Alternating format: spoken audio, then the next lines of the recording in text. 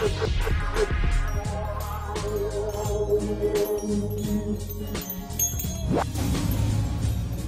I'm Dr. Rob Young. I'm a cellular microbiologist, and I want to share with you something that I think is very incredible. It's an experiment. What I have here is my light meter, and what I'd like to demonstrate is the importance of salt and how we need to include more salt in our diet, and how significant sugar destroys the energies of our bodies, and how we need to eliminate sugar out of our diet. So I'd like to start out by taking some water here. This is spring water, and I've got my probe. I'm going to go ahead and put the probe into the water to see if we've got any electrons or electric conductivity. Now, let me just explain something here. This, I think, very, very important, and that is our bodies do not run on calories. They do not run on carbohydrates or proteins or fats. Our body runs on electricity. It runs on electrons. And so when we eat food for its electrical potential or its electron concentration. So if I have a food or a drink that I'm testing, because of my research and what I've been studying for the last 30 years, is how what we drink and what we eat affects the internal environment of our bodies. And is it going to energize the body or enervate the body? So here we have some water that we're testing that has no apparent electrical concentration in the form of electrons. Now, I know you all know about this because when you go out and buy batteries, what kind of batteries do you buy? You buy the alkaline batteries, and what that really refers to is alkaline because of its electrical potential. So when batteries are energized, it's in relationship to their electron concentration.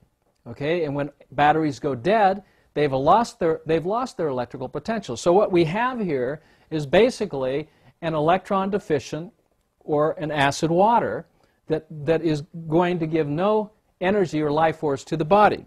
So what I'd like to then show you is what we can do to energize that body is by taking some simple salts such as sodium, potassium, or magnesium and calcium, and then add that salt to the water. And of course, when we add that salt to the water, we increase the electrical potential of the water and its electrical conductivity, which lights up my light meter. Okay, let's go ahead and pour another little glass of water here. Okay, we'll go back then to the water here. Let's try the same thing with some cane sugar. Now, this is supposed to be natural cane sugar. Of course, you can see it's been processed. That's why it's white. It's bleached. We'll go ahead and put some cane sugar into the water.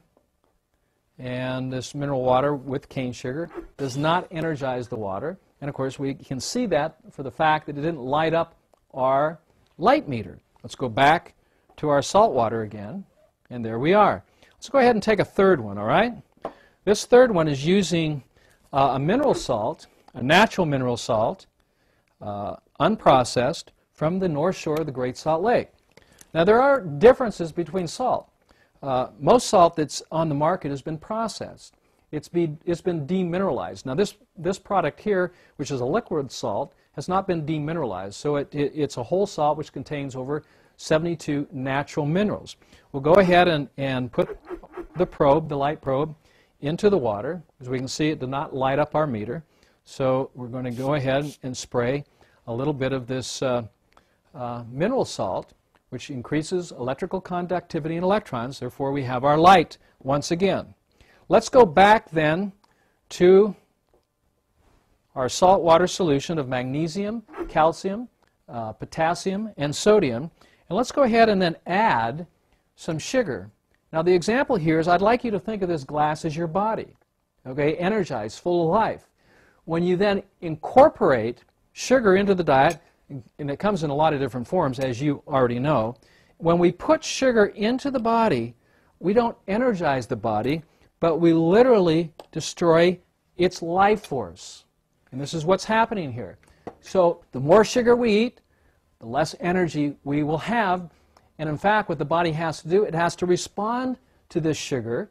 And the reason why is because it's acidic.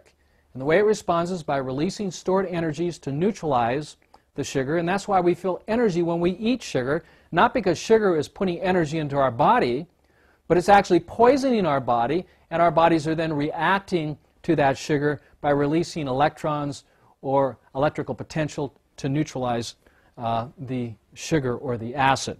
In summary, let's take the probe of our light meter, put it into the salt. As we can see, we've got energy. If we take the probe and put it into the sugar water, we have no energy. Why? Because the body does not run on sugar.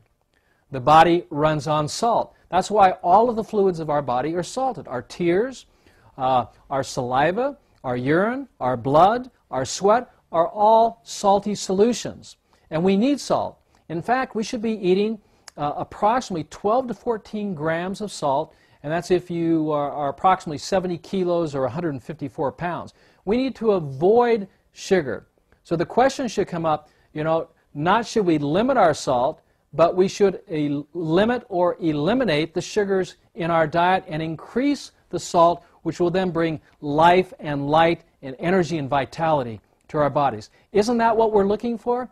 I think so. And so I would encourage you all to consider what I'm showing you here today and think about salt and alkalinity, and that our bodies run on electrons, okay? Not calories, not carbohydrates, not proteins, not fats, but the electrical energy or the electrons from that food. And when we can put more electron-rich green foods and green drinks into our diet, this is when we literally energize our bodies, and we become healthier, we become more fit, and this is what I have found in my cellular research. So I share this with you so that you can then apply these principles to help energize and revitalize your body.